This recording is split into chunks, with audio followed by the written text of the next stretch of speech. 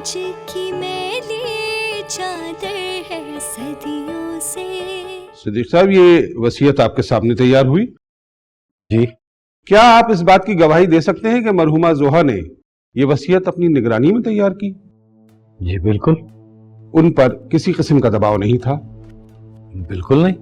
इसीलिए आपने विटनेस के तौर पर इस पर दस्तखत किए? जी। क्या मैं आपसे ये पूछ सकता हूं कि आप तो मरहूम अयाज की फर्म में मुलाजिम हैं, तो फिर आप उनकी जिंदगी में, बल्कि उनके मौत के बाद भी, उनके घरेलू मामलात में किस तरह से शामिल रहे? आखिर ऐसी क्या वजह थी? ऑब्जेक्शन योर ऑनर, मेरे मोहतरम वकील को यह हक नहीं पहुंचता कि वो मिस्टर सिद्दीक और मेरी मौक्कला के बारे में इस किस्म के सवालात करें। Objection overruled. सिद्दीक साहब, क्या आप मेरे सवाल का जवाब देना पसंद फरमाएंगे? जी, दरअसल मरहूम अयाज मुझ पर बहुत ज्यादा एतमाद करते थे। वो न सिर्फ ऑफिशियल मामलात बल्कि घरेलू मामलात भी मुझसे डिस्कस करते थे और बहुत से पर्सनल काम भी कराते थे। आप ऐसे काम भी करते थे जो मरहूम अयाज अपनी माँ और भाई से पोशीदा रखते थे, लेकिन आपको पता होते थे? देखिए सिद्दीक साहब, आप अदालत में आए हैं तो आपको सच तो बोलना पड़ेगा। ये आपकी कानूनी और अखलाकी जिम्मेदारी है। जी, मैंने बहुत से पर्सनल काम भी किए हैं जिनका इल्म सिर्फ उनको और उनकी बेगम को होता था। जी। तो फिर आपको मरहूम अयाज के तमाम अकाउंट, बैंक के मामलात, लॉकर्स और लॉकर्स में रखे हुए जायदाद के कागजात, शेयर्स, सर्टिफिकेट्स, इन तमाम बातों का इल्म होगा। जी। अकाउंट में रखी हुई रकम और दीगर जायदाद के कागजात इस वक्त किसके कब्जे में? अयाज साहब की वफात से पहले ही बेगम साहिबा ने तमाम चीजें निकलवा ली थी। उनकी वफात के बाद वो किसके पास हैं इसका मुझे कतई इल्म नहीं। That's all your honour. मुझे अब इनसे कोई और सवाल नहीं करना। योर ऑनर, मेरी समझ में नहीं आ रहा कि मेरे फाजिल वकील आखिर साबित क्या करना चाहते हैं। अदालत के पेश नजर इस वक्त वो वसीयत है जो मरहुमा जोहा ने अपनी बहन मलिहा के नाम लिखी थी। उस वसीयत की असलियत की तस्दीक की जाए और बच्चे की गार्जियनशिप मिस मलिहा के हवाले कर दी जाए। लेकिन मेरे ख्याल में यहां केस को उलझाने की कोशिश की जा रही है। योर ऑनर, मैं आपकी इजाजत से मिस मलिहा से कुछ सवालात करना चाहता हूं। इजाजत है।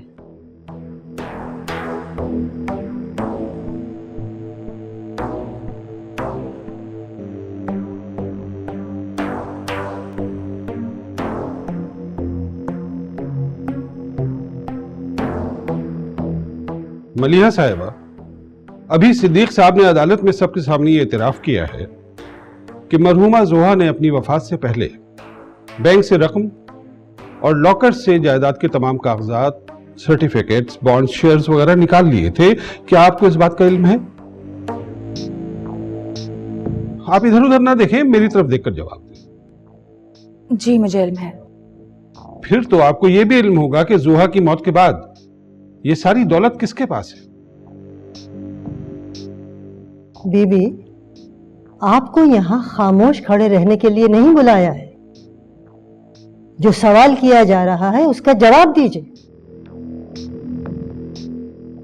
जी, सब कुछ मेरे पास है, बल्कि सब कुछ आपा के बेटे की अमानत है जो मैं बालिग होने पर उसके हवाले कर दूंगी। योर ऑनर, ये बात नोट करने की है कि अभी उस बच्चे की उम्र सिर्फ 2 साल है। 16 साल के बाद वो बालिग होगा। इस अरसे में मिस मलिहा की शादी भी होगी, उनके औलाद भी होगी। और फिर यह कि इतने लंबे अरसे तक इस दौलत की हिफाजत कैसे की जा सकती है? मिस मलिहा खुद मुख्तार नहीं होंगी, बल्कि उनके मुख्तार हमारे मोहतरम वकील जनाब इफ्तिखार साहब होंगे। आप कहना क्या चाहते हैं? मेरी फाजिल अदालत से यह दरखास्त है कि इस बच्चे को और इसकी तमाम दौलत को इसकी दादी के हवाले किया जाए, जो न सिर्फ इसकी वारिस है बल्कि इस दौलत की हिफाजत करने की अहल भी है। वरना ये सारी दौलत न सिर्फ हड़प कर ली जाएगी, बल्कि इस तरह से इस बच्चे की जिंदगी को खतरा भी लाहक हो सकता है। ऑब्जेक्शन योर ऑनर, ये मेरी तौहीन है। ये मेरी तरफ इशारा किया गया है कि मैं एक बेईमान और खुदगर्ज इंसान हूं। मलिहा से शादी के बाद मैं ना सिर्फ ये सारी दौलत हड़प कर जाऊंगा, बल्कि उस बच्चे को भी जान से मार दूंगा। योर ऑनर, अदालती तारीख ऐसे वाकयात से भरी पड़ी है जिसमें ऐसे बेशुमार केसेस रजिस्टर्ड हैं जिनमें बच्चों की दौलत हथियाने के लिए उन्हें जान से मार दिया गया। मिस्टर इफ्तिखार, आप क्या अपनी तरफ से कोई गवाह अदालत में पेश करना चाहते? जी योर ऑनर, मुझे इसके लिए कुछ दिन की मोहलत चाहिए। आइंदा पेशी पर आप अपना गवाह पेश कर सकते। जी। क्या हो गया अम्मी, आप इतनी परेशान क्यों हैं? आज अदालत में जो देखा सुना है उससे तो ऐसा लगता है कि जैसे हमारे हाथ से सब कुछ निकल गया। प्लीज ऐसी बातें मत करें अम्मी, अल्लाह ना करे। और वो इफ्तिखार, अब मैं क्या कहूं? तुमने महसूस किया कितनी बेदली से हमारा मुकदमा लड़ा है। अगर हमारे मुकदमे में जान नहीं है तो हमें बताए, वो बताना चाहिए था ना हमें। खामोश हो जाएं, वो आ रहे हैं। सॉरी, मुझे देर हो गई आने में, असल में कपड़े चेंज करने लग गया।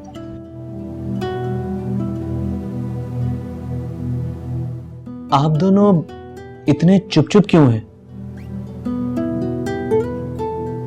ओह, देखें, मुकदमे के दौरान अदालत में उतार चढ़ाव आते रहते हैं। वो तो ठीक है, लेकिन आज उनका वकील अदालत में कितना बढ़ चढ़ कर बोल रहा था, और तुम? इफ्तिखार, अब बताओ अदालत में हम कौन से गवाह पेश करेंगे? वो मैंने आप लोगों से कहा था ना कि वो जो सुहेल अंकल आते हैं उन्हें हम अदालत में पेश करेंगे, क्योंकि वो सुरैया बेगम की सारी जुल्म और ज्यादतियों को अदालत में बताएंगे। की थी बात मैंने सुहेल भाई से, उन्होंने अदालत में जाने से मना कर दिया। ये बात आपने मुझे पहले क्यों नहीं बताई? उनका अदालत में पेश होना बहुत जरूरी है, क्योंकि वो बहुत अहम गवाह हैं। सुहा की शादी उन्होंने करवाई, सुरैया बेगम की सारी जुल्म ज्यादतियों को उन्होंने देखा, एहतजाज किया। उनका अदालत में पेश होना बहुत जरूरी है। उन्होंने हमसे ये वादा तो किया है कि मदद करेंगे, लेकिन वो अदालत में पेश नहीं होना चाहते। ओ मेरे खुदाया। अच्छा सोचें, कोई और शख्स आपके खानदान का जो सुरैया बेगम के बहुत करीब हो। रिश्तेदारी का मामला है, कोई भी अदालत में पेश होना नहीं चाहता। मेरी नजर में एक औरत है जो बहुत अहम किरदार अदा कर सकती है, आप लोग उसे तैयार करें। किसकी बात कर रहे हो तुम? सुगरा, सुरैया बेगम की मासी, जो कि सुरैया बेगम के जुल्म का शिकार भी रही है। और तुमने मुझे बताया था ना कि वो जोहा की काफी खिदमत भी करती रही है। अच्छा ठीक है, मैं उससे बात करती हूँ।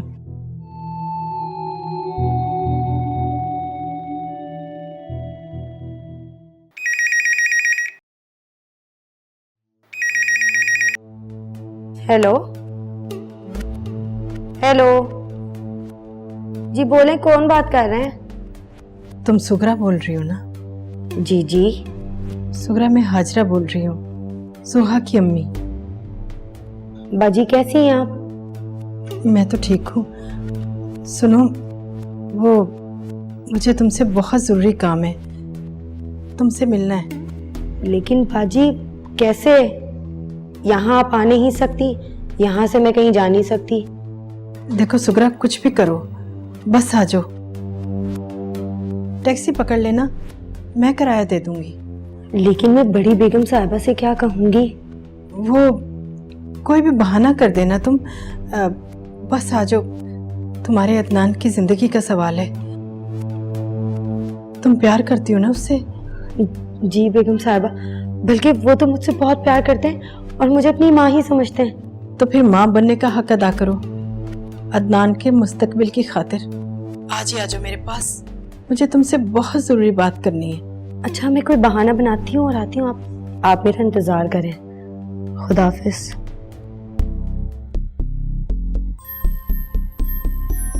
इससे बहाना बनाया जा रहा है, कहाँ जाने की बात है? वो किससे बात हो रही थी? किससे बात कर रही थी फोन पे तुम? बेगम साहब वो मेरी एक सहेली है बचपन की, बस उसी से मैं। सच सच बता दो, नहीं तो मैं तुम्हारा वही हाथ जला दूंगी जिससे तुमने फोन पकड़ा हुआ था।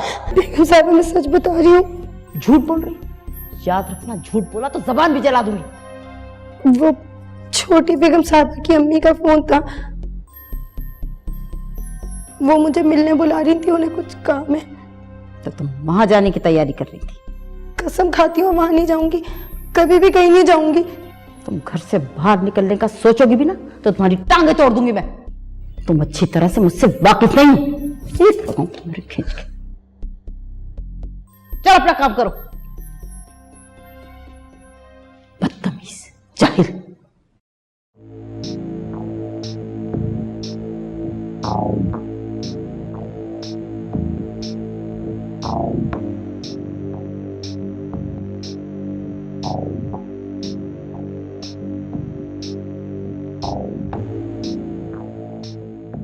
छोड़े ना अम्मी, आप कब तक इंतजार करेंगी? बेटा वो कह रही थी बस मैं आ रही हूँ। अगर उसने आना होता तो अब तक आ चुकी होती ना, और वैसे भी उस जगह से निकलना इतना आसान नहीं है। अगर सुभ्रा ना आए तो सारा मामला हमारे हाथ से निकल जाएगा। अच्छा मेरी बात सुने, अगर वो थोड़ी देर में नहीं पहुंची ना तो आप कॉल करके उससे बात करने की कोशिश करिएगा। अरे उस घर में कॉल करना कौन सा आसान काम है, इतनी मुश्किल से बात हुई है मेरी। अच्छा ठीक है, अगर नहीं आती तो मैं फोन करके देखती हूँ।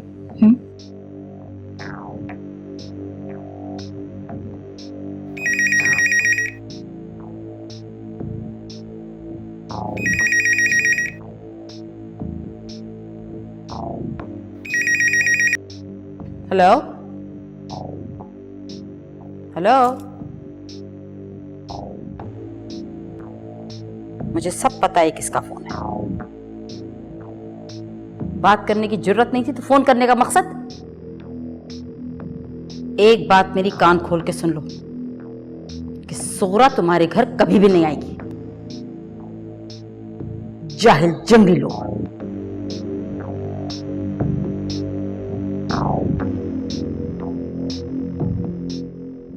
क्या बात है मलिया, तुमने किसी से बात भी नहीं की और तुम गुस्से में हो? सुरैया बेगम जहर उगल रही थी तो मैंने बर्दाश्त कर लिया, वरना बहुत बड़ा झगड़ा हो जाता। इसका मतलब है कि उसे पता चल चुका है हमने सुभ्रा से बात की है। जी हाँ, और इन्होंने ही मना किया होगा सुभ्रा को।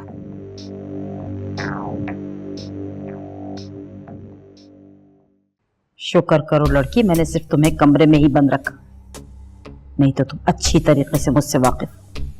तुम्हारा वो हशर करती कि तुम्हें याद आ जाता सब कुछ।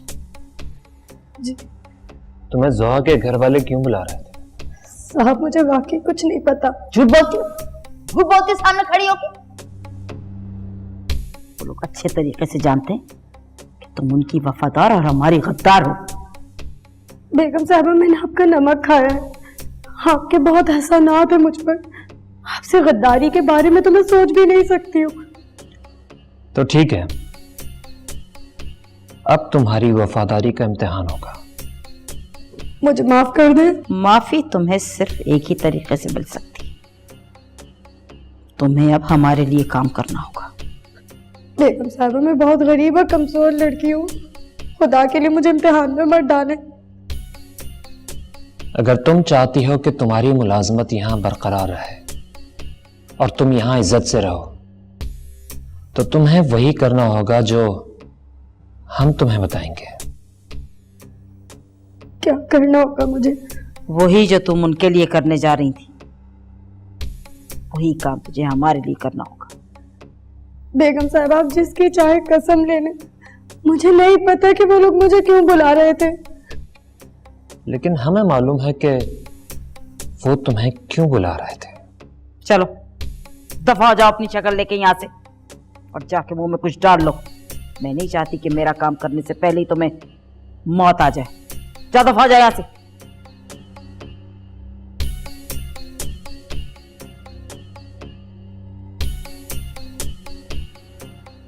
मम्मी जी, ये लड़की तो हमारे लिए बहुत काम की है। लेकिन ये बात हमारे जहन में पहले क्यों नहीं आई? अब आ गई ना, काफी। आंटी, आपकी जोहा की मासी से बात हुई? हाँ बेटा, मैंने उसे फोन किया था, लेकिन बदकिस्मती से सुरैया बेगम को पता चल गया। वो कैसे? ये तो पता नहीं, लेकिन वहां गड़बड़ जरूर है। आंटी, तो ये केस आगे कैसे बढ़ेगा? सुहेल अंकल अदालत में आने के लिए तैयार नहीं है और आपका मासी से भी कांटेक्ट नहीं हो रहा है। क्या करूं, कैसे बात करूं सुगरा से? मलिहा ने दोबारा फोन किया था, लेकिन सुरैया बेगम ने उठा लिया और उल्टी सीधी बातें करनी शुरू कर दी। आंटी, आप लोगों को ऐसे गवाह पेश करने होंगे जो अदालत में हमारे हक में और सुरैया बेगम के खिलाफ बयान दें। हाँ हाँ सुगरा, हाँ बोलो, मेरी आवाज आ रही है तुम्हें? हाँ हाँ, मुझे अंदाजा हो गया था। अच्छा सुगरा, मेरी एक बात गौर से सुनो। अगर तुम चाहती हो कि सुरैया बेगम के जाल से और उनके जुल्म से तुम हमेशा के लिए आजाद हो जाओ, तो तुम्हें हमारा साथ देना होगा। मैं जानती हूँ कि ये थोड़ा मुश्किल काम है, लेकिन फिर भी अगर तुम कोर्ट में ये बयान दे दो कि सुरैया बेगम एक जालिम और लालची औरत है और उसने जोहा आपी को नहीं बल्कि अपने बेटे को भी मारा है, तो हाँ ठीक है, बस तुम पेशी के दिन कोर्ट पहुंच जाना। हाँ हाँ, पेशी के दिन, ठीक है, ओके। मैं जानती हूं कि ये थोड़ा मुश्किल काम है, लेकिन फिर भी अगर तुम कोर्ट में ये बयान दे दो कि सुरैया बेगम एक जालिम और लालची औरत है और उसने जोहा आपी को नहीं बल्कि अपने बेटे को भी मारा है, तो हाँ ठीक है, बस तुम पेशी के दिन कोर्ट पहुंच जाना। हाँ हाँ, पेशी के दिन, ठीक है, ओके। सुगरा थी ना, हमारे हक में बयान देगी वो? जी अम्मी, कैसे नहीं देगी। हमारे फोन के बाद सुरैया बेगम ने उसे बहुत मारा पीटा था और कमरे में बंद कर दिया था। तो वो पेशी वाले दिन अदालत कैसे पहुंचेगी? सुरैया बेगम तो उसे अदालत नहीं आने देगी। ये मेरी जिम्मेदारी है, कुछ भी हो जाए लेकिन मैं उसे अदालत लेकर पहुंचूंगी। मलिहा, ये काम इतना आसान नहीं है। कोई ऐसा काम ना कर बैठना जिससे हमें नुकसान पहुंचे। आंटी बिल्कुल ठीक कह रही है मलिहा। अम्मी, ये मेरी और अदनान की जिंदगी का मामला है। जो वादा मैं आपस से कर चुकी हूँ उसे मैं अपनी जान पर खेल के भी निभाऊंगी। इतना जज्बाती होने की जरूरत नहीं है। जरूरत है, और तुम भी ये बात कान खोलकर सुन लो।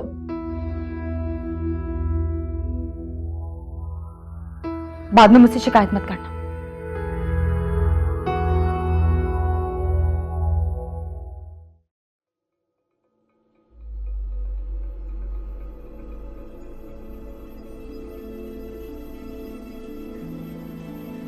तुम सुरैया बेगम के घर में 5 साल से रह रही थी, बल्कि वहां रहने वाले हर शख्स के मिजाज और किरदार से भी वाकिफ हो। जी, जोहा बीबी कैसी खातून थी? बहुत अच्छी, नेक और हमदर्द। जोहा बीबी और सुरैया बेगम के आपस के ताल्लुकात कैसे थे? बहुत अच्छे। Point to be noted your honour, सास और बहू के आपस के ताल्लुकात बहुत अच्छे थे। देखो सुगरा, तुम जोहा की शादी के दिन से लेकर उसकी मौत तक के तमाम वाकयात की ऐनी शाहिद हो, और तुमने अभी अपने हल्फ में कहा है तुम जो कहोगी सच कहोगी। Objection your honour. Objection overruled. क्या सुरैया बेगम अपनी बहू जोहा पर जुल्म और ज्यादतियां नहीं किया करती थी? उसे अजियत दे देकर कैंसर की मरीजा बना दिया था। उसके बाद वो इस दुनिया से कूच कर गई। बीबी, तुम्हें यहाँ खामोश खड़े रहने के लिए नहीं बुलाया गया है। वकील साहब के सवाल का जवाब दो। नहीं, उन दोनों के ताल्लुकात वैसे ही थे जैसे हर सास बहू के होते हैं। सुगरा, मुझे लगता है कि तुम अपनी मालकन से बहुत ज्यादा खौफजदा हो, इसीलिए तुम उनके सामने सच बोलना नहीं चाहती। नहीं, मैं जो भी कह रही हूँ वही सच है। योर ऑनर, मुझे ऐसा लगता है कि मेरी गवाह सुगरा को सुरैया बेगम ने बहुत ज्यादा डराया और धमकाया है। इसी वजह से वो अदालत के सामने सच बोलने से खौफजदा है। मुझे फाजिल अदालत से सिर्फ इतनी दरख्वास्त करनी है कि मेरी गवाह सुगरा को तहफ़्फ़ुज़ फराहम किया जाए, ताकि उसके जहन में मौजूद खौफ दूर हो जाए और वो बेखौफ व खतर इस अदालत को सच्चाई बता सके। सुगरा, मेरी तरफ देखकर बात करो। क्या तुम्हें किसी ने डराया धमकाया है? क्या किसी के डर की वजह से तुम सच बोलने से गुरेज कर रही हो? नहीं, मुझे किसी ने नहीं डराया, ना ही धमकाया है। योर ऑनर, आपकी इजाजत से मैं भी सुगरा बीबी से कोई सवाल करना चाहता हूं। इजाजत है।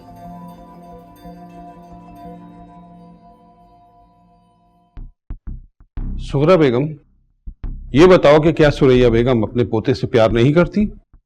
करती हैं। तो क्या सुरैया बेगम अपने पोते की अच्छी तालीम, उसकी अच्छी परवरिश और उसके मुस्तकबिल को संवारने की सलाहियत नहीं रखती? संवार सकती हैं। एक बात और मुझे सच सच बताओ कि बेशक अदनान जोहा मरहूमा का बेटा था, लेकिन वो किसके पास रहता था? कौन उसका ख्याल रखता था? कौन उसे दूध पिलाता था? हकीकत तो ये है कि अदनान मुझे ही अपनी मां समझता है। योर ऑनर, मेरे फाजिल वकील इस तरह से सवाल पूछकर आखिर क्या साबित करना चाहते हैं? मैं सिर्फ यह साबित करना चाहता हूं कि मरहुमा जोहा अपनी जिंदगी में भी वैसी मां नहीं थी, वैसी केयर अपनी बच्चे की उन्होंने नहीं की जैसे कि उन्हें करनी चाहिए थी। उस वक्त भी बच्चा मासी की गोद में परवरिश पा रहा था, तो फिर मां की वफात के बाद नानी और खाला की सरपरस्ती में बच्चा किस तरह अच्छी परवरिश पा सकता है?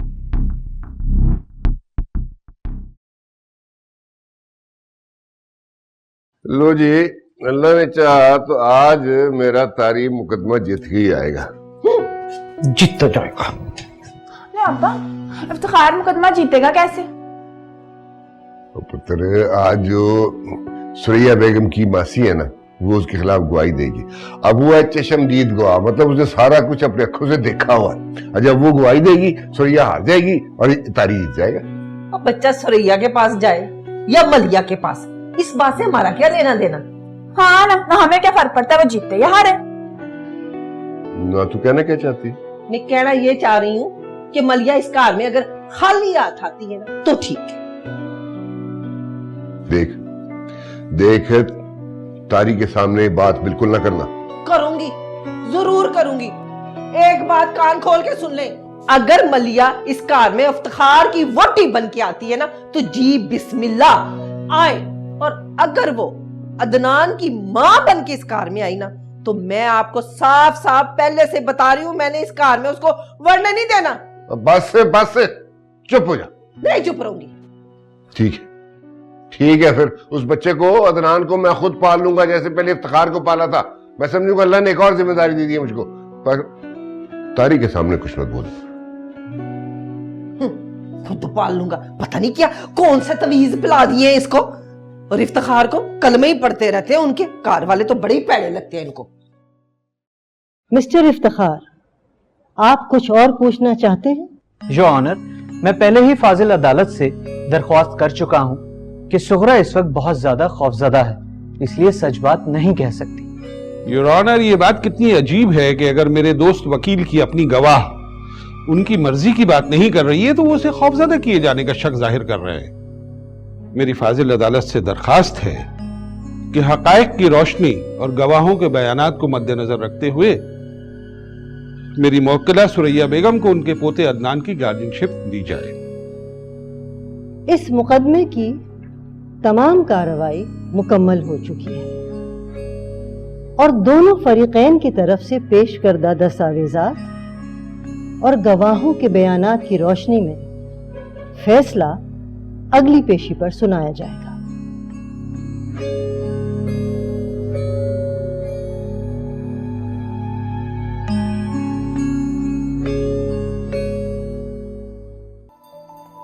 सुगरा, रुको सुगरा,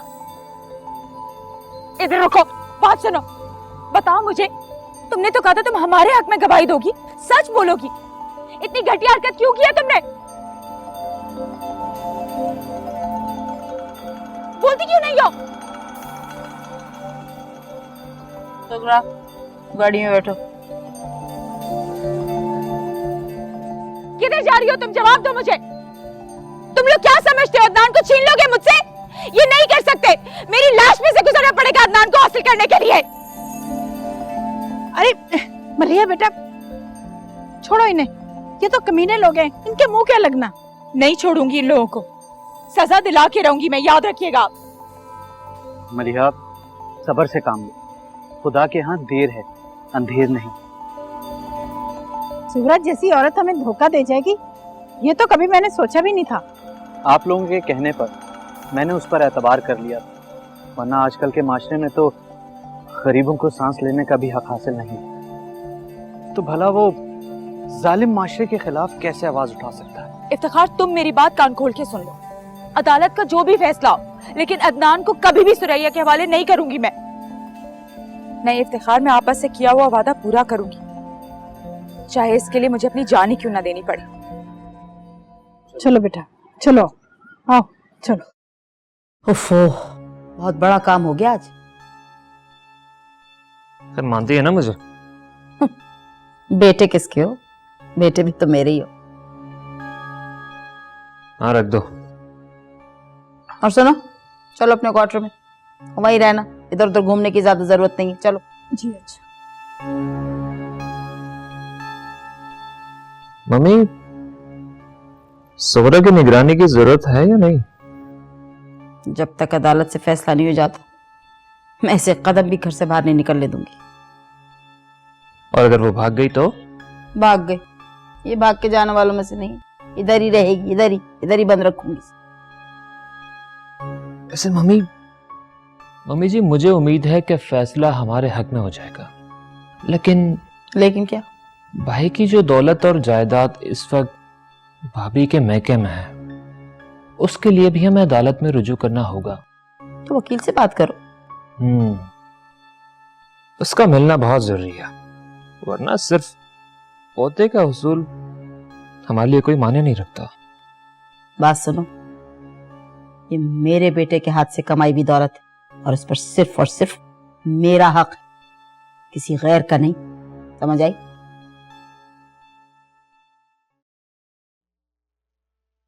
ना मेरा पुत्र, ना परेशान नहीं होते। देख ना, जिंदगी है, कभी कामयाबी है तो कभी नाकामी है? बस बंदे को दिल हौला नहीं करना चाहिए। नहीं मामा जी, ये वो मुकदमा है जिससे मेरी खुशियों का बराह रास्त ताल्लुक है। हाँ, तो खुशी की बात तो तब है कि बच्चे से खुद ब खुद जान छूट जाए। बतूल, मैंने तुझे क्या समझाया था?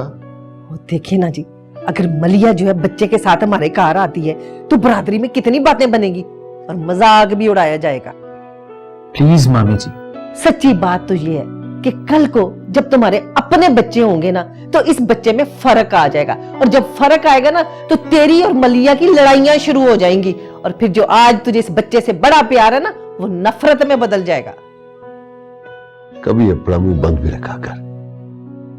देख तेरी बच्चा कितना परेशान है, ऊपर से पुठी सीधी बातें करके उसको और परेशान कर रही। तो उसी की हमदर्दी में तो बातें कर रही हूं मैं। अम्मा, फोन आया। किसका फोन है? सुरैया बेगम का। किसका फोन है? हाँ, किसी का नहीं है, किसी का नहीं है। कौन सी सुरैया बेगम का फोन आता है तुझे? इधर दिखा। ये ले। ये कौन सी सुरैया बेगम का फोन था?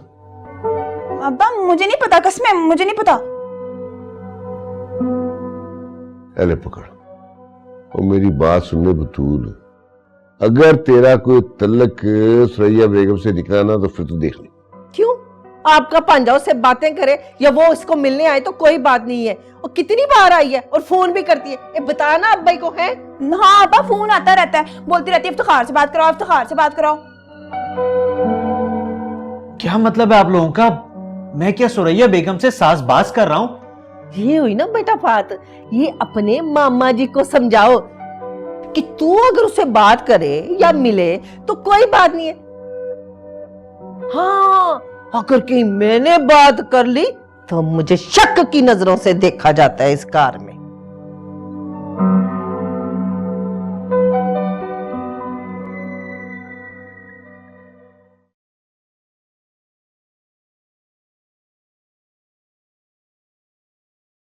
भाभी जी, आप इफ्तिखार की मामी को क्यों फोन कर रही हैं?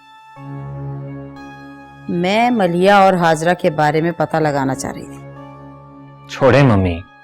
कैसे छोड़ दूं? इनको तो मैं वो सबक सिखाऊंगी कि मुझे सारी जिंदगी नहीं भूल पाएंगी। लेकिन मम्मी, उन्हें मिसगाइड करने वाला तो इफ्तिखार ही है ना। वो उसका कैरियर तो मैं इस तरह से तबाह करूंगी कि दोबारा उठने के काबिल नहीं रहेगा। हाँ, उसे तो सजा मिलना बहुत जरूरी है। मलिया से शादी करना चाहता है ना, कभी नहीं कर सकेगा। तड़पते रहेंगे, मिल नहीं पाएंगे। ओह, आपके इरादे तो बड़े खतरनाक लग रहे हैं। मैंने अपने बेटे की परवाह नहीं की, उसकी ससुराल को क्यों घास डालूंगी। अच्छा, आपकी इफ्तिखार की मामी से और क्या बात हुई? उससे तो मेरी बात नहीं हो सकी, लेकिन गाये बगाए उसकी बेटी से इत्तला मिलती रहती है। घर में मौत का सा सन्नाटा छाया हुआ है।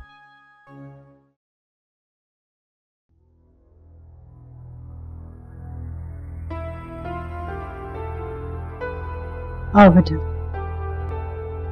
आंटी, मैं दिन भर बहुत परेशान रहा, सोचा आप लोगों से चलकर बात कर लूं। हमारी भी ऐसी ही हालत है। आंटी, मलिहा कहाँ है? जब से कोर्ट से आई है, बच्चे को सीने से लगाए लेटी हुई है, ना कुछ खाया ना कुछ पिया। आंटी, मलिहा को हौसले से काम लेना पड़ेगा। अगर ऐसा बिहेव करेगी तो कैसे चलेगा? आप उसे जरा बुलाएं।